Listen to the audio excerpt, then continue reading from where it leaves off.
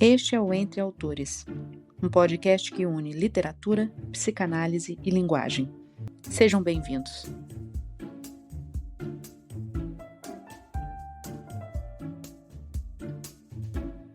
Há um tempo atrás eu vi o corte de um podcast no qual a entrevistada falava que a gente não deve contar o nosso sonho para as pessoas e deu duas justificativas para isso. Nada do que eu disser aqui é um juízo de valor da pessoa, porque eu acredito que ela tenha dito isso na melhor das intenções. Só que o número de curtidas desse corte me deixou um pouco pensativa e pode sinalizar uma tendência do ser humano e a nossa relação com a inveja. E é sobre isso que eu quero falar hoje. Em primeiro lugar, eu quero dizer que a inveja existe. Ela tanto existe que está inserida no nosso dicionário. E é justamente na própria definição da palavra que eu vou começar a questionar algumas coisas.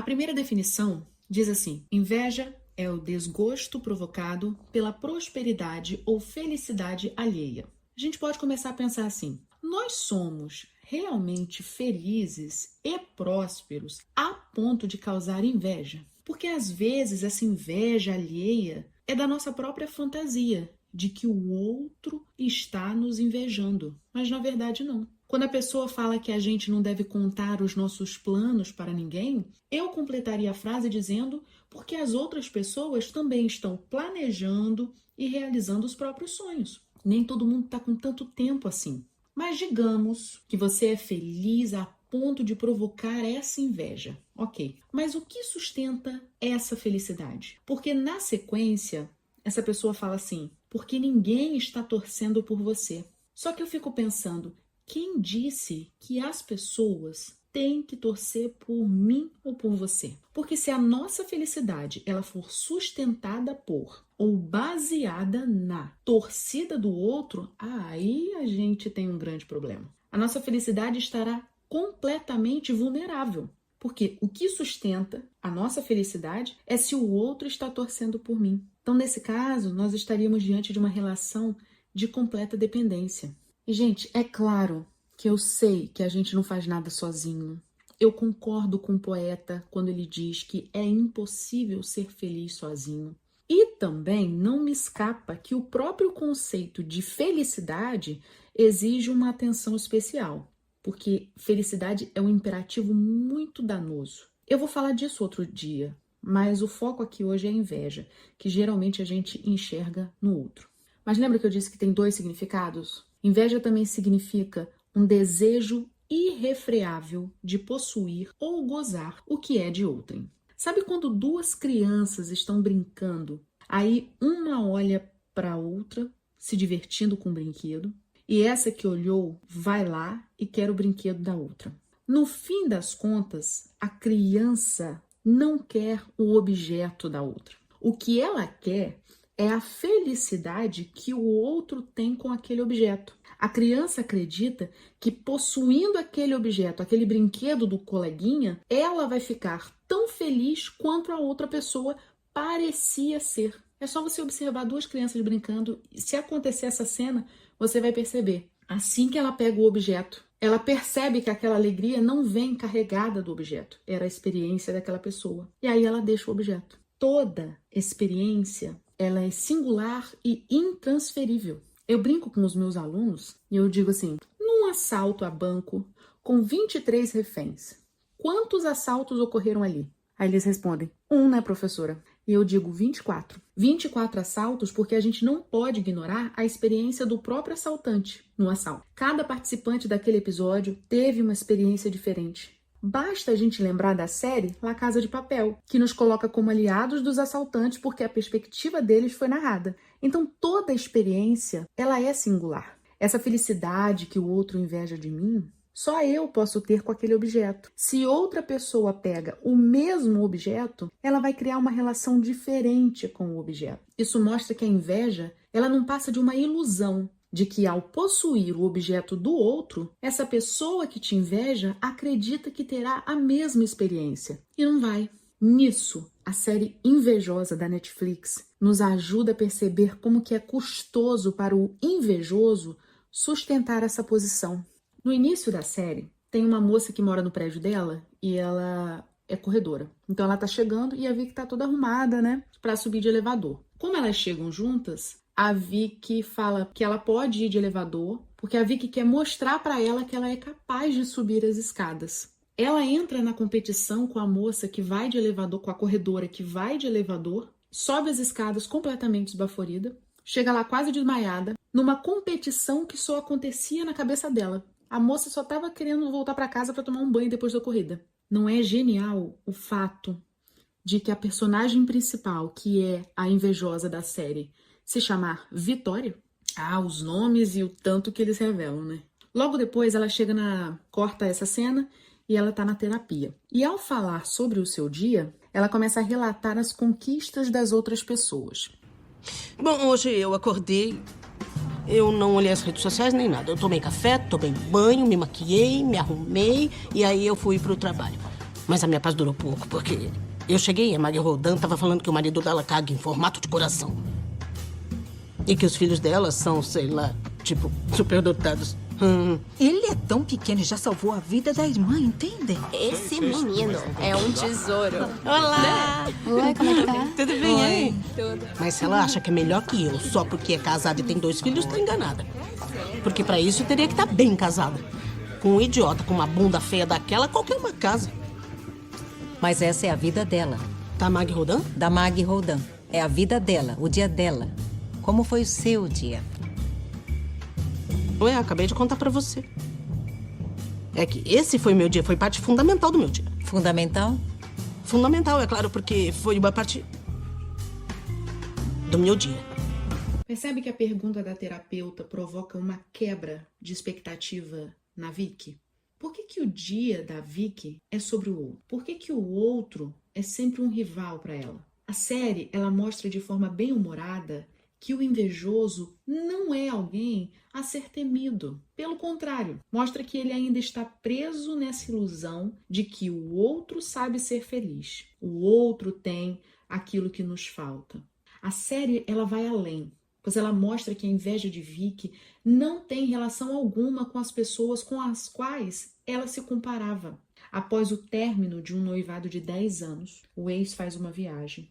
E 3 meses depois ele se casa com uma outra mulher. Ao questionar esse noivo por que ele casou, 3 meses depois do término, ela ouve uma coisa que ela não estava pronta para ouvir. Você não era apaixonada por mim, Vicky. Claro que eu era apaixonada por Não você. era, não. Eu era muito apaixonada. Não é, nem era, nem nada. Você era apaixonada pela ideia de nós dois. Você ficou obcecada pela casa, pelos projetos, pela família. Mas quando a Bruna me conheceu, ela não fazia ideia de quem eu era ou com quem trabalhava, nem nada. Ela se apaixonou pelo Dani, pela pessoa. Eles não vão durar. Ela não é mulher pra construir uma família. Não, não é mesmo. Ela é jovem, é magra, nisso ela ganhou. Tudo bem, eu aceito. Mas não é inteligente, não é calorosa. Ela não tem nada que te faça dizer, uau, um atributo especial. Ela não tem. O que Ela não você tem. acha do que o Daniel te disse? Não da Bruna, não de outras, nem de todas. Como assim todas? A Bruna, a sua irmã, a sua amiga, a sua colega de trabalho, a mulher da esquina, a daqui, a de lá, as outras. Você fica o tempo todo falando do que as outras têm. E desde que começou o tratamento, nunca te ouvi dizer que senti falta de algo do Daniel. Da voz dele, de alguma coisa íntima que talvez você sinta falta, da pele ou das mensagens, de algo que vocês tiveram. Você fala o tempo todo do que a outra tem. Agora mesmo, essa angústia, é por tristeza ou por inveja? Inveja do quê? O que eu vou invejar dessa lambisgoia sem graça? Brasileira de 25 anos? Nada. O que ela tem pra invejar? Você não acha que compete com outras mulheres? Não. Que só gosta de uma coisa quando vê que outra mulher tem essa coisa? Que você só dá valor ao que você tem, se isso for melhor ou não do que a outra tem? Quando terminou com Daniel, o que foi que te deixou furiosa? Que uma amiga sua ia casar com alguém que namorava há apenas 3 meses, não é? Quando teve o casamento da sua irmã, você ficou sem voz. Isso foi a angina do peito que eu tive. Tudo bem. Não é inveja, não é ciúme, o que é? Pode falar, vai, fala o que é. Eu não sei. Me parece injusto. Que eu que faço tudo certo. Tô sozinha. Tô solteira com quase 40 anos. Fica mal por não ser a escolhida? Claro, quem é que não fica? Quem não se incomoda de estar nessa? Esperando sentada num degrau pra ver se aparece alguém. Pô, todo Quando mundo. você ficou esperando sentada num degrau? Eu não sei, é só uma maneira de dizer, esperar sentada. Uma maneira de dizer. Figura de linguagem, esperar sentada, é isso. Uma das primeiras coisas que me disse quando começou o tratamento aqui foi que um dia ficou esperando seu pai voltar sentada num degrau e ele não voltou nunca mais. Pode ser que não ser a escolhida do Daniel e ele não voltar nunca mais pra você te remeta a esse lugar? Te leve de volta àquele dia em que você ficou esperando seu pai? Quer falar mais alguma coisa? Quero que vá a merda, Fernanda. Perceba que ao contar a psicóloga, ela passa por cima da fala do Daniel. Ela retorna à competição com a atual mulher dele. É a psicóloga que retoma o assunto e aponta para esse movimento de fuga da verdadeira questão da Vitória. Na série, a gente vê que a personagem ela gasta uma energia enorme se comparando com os outros, mas nunca olha verdadeiramente para si.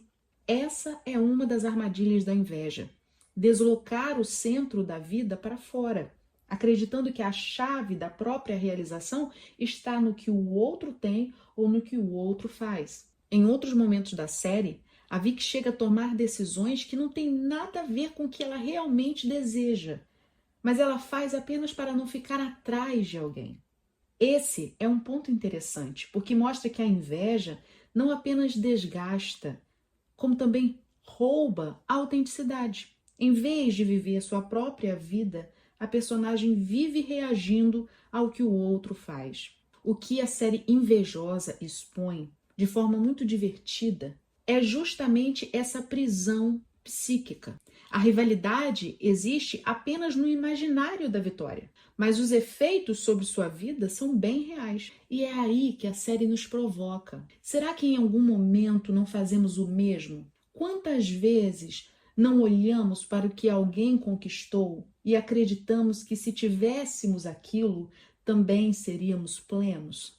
Essa é a fantasia da inveja. Acreditar que a experiência do outro pode ser repetida em nós, quando na verdade o que nos cabe é construir a nossa própria.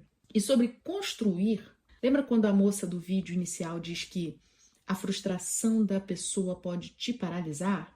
Aí nós temos um grande problema. Porque a pessoa que te inveja, ela tem a fantasia dela e a expectativa de que possuindo o que você tem, ela vai ser tão feliz quanto você parece ser. E essa expressão parece ser é muito importante, porque honestamente, basta uma convivência mais próxima para que as pessoas percebam que a nossa vida não é tão maravilhosa assim. A gente sabe dos bastidores que a gente passa, não é verdade?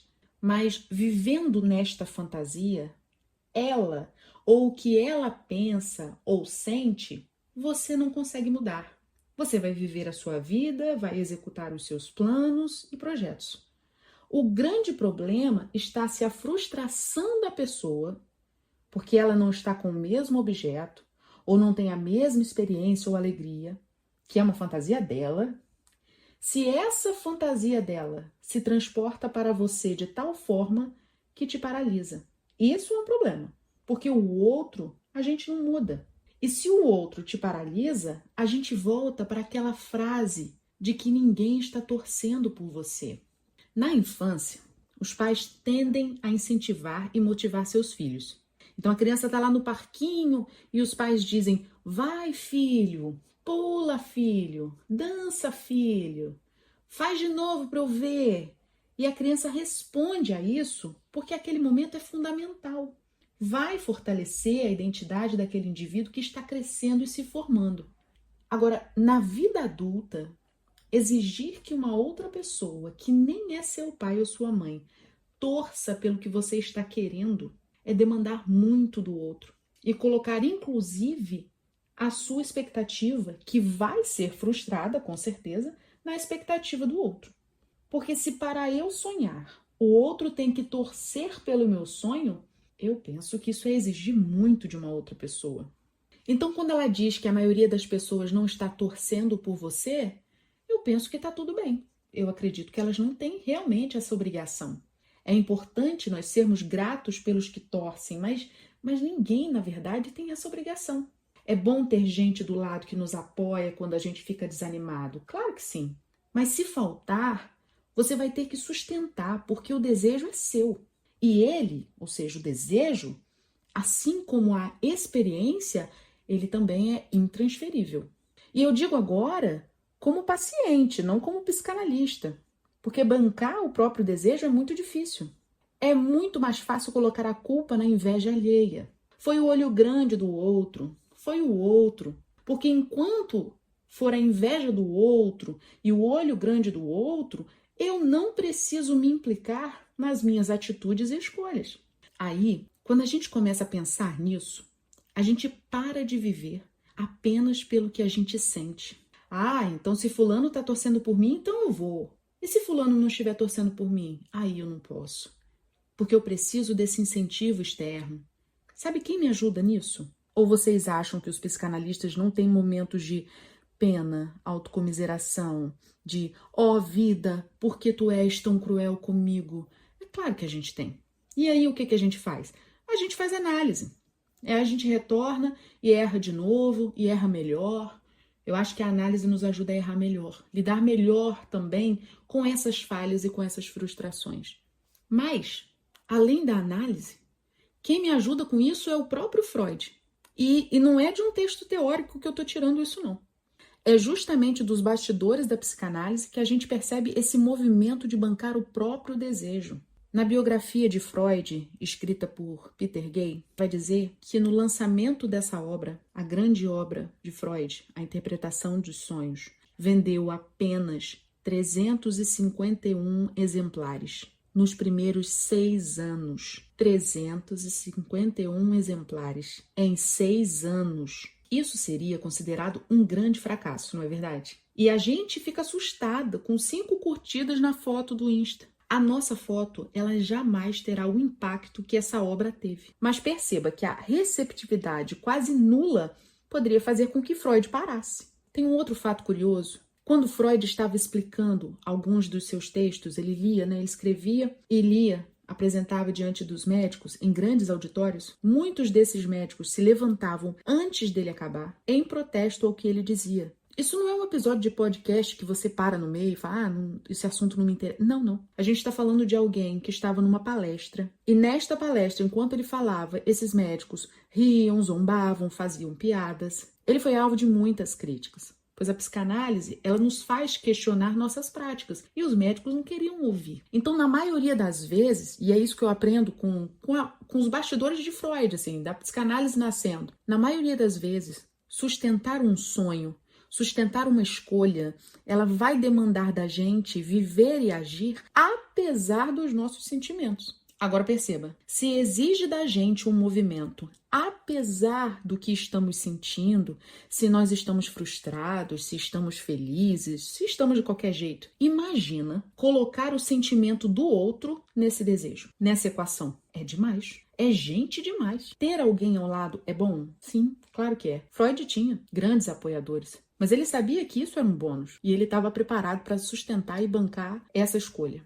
Mas se houver mesmo esse sentimento de inveja dos seus planos, o outro você não vai dar conta. Você só pode bancar o que é seu. E eu não consigo fugir muito desse modo de pensar, porque não é esse tipo de realidade que a psicanálise me apresenta, sabe? Freud vai falar que às vezes nós temos sonhos muito estranhos. A gente está fazendo no sonho algo que a gente acredita nunca ser capaz de fazer. Meu Deus, eu sonhei que estava matando alguém, sonhei que estou ferindo alguém, e como eu fui capaz de fazer isso no sonho, se eu sou uma pessoa tão boa, evoluída e elevada. Aí Freud vem e diz assim: o narcisismo ético do ser humano deveria contentar-se em saber que a deformação onírica, ou seja, essa imagem que parece no sonho que a gente acha super estranho, meu Deus, tô matando minha mãe, mãe te amo. Os sonhos angustiados e de castigo lhe trazem provas inequívocas de sua natureza moral. Exatamente como a interpretação de sonhos lhe oferece testemunhos da existência e da força de sua natureza má. Quem não satisfeito com isso, quer ser melhor do que como é feito, que experimente se na vida chega a ir além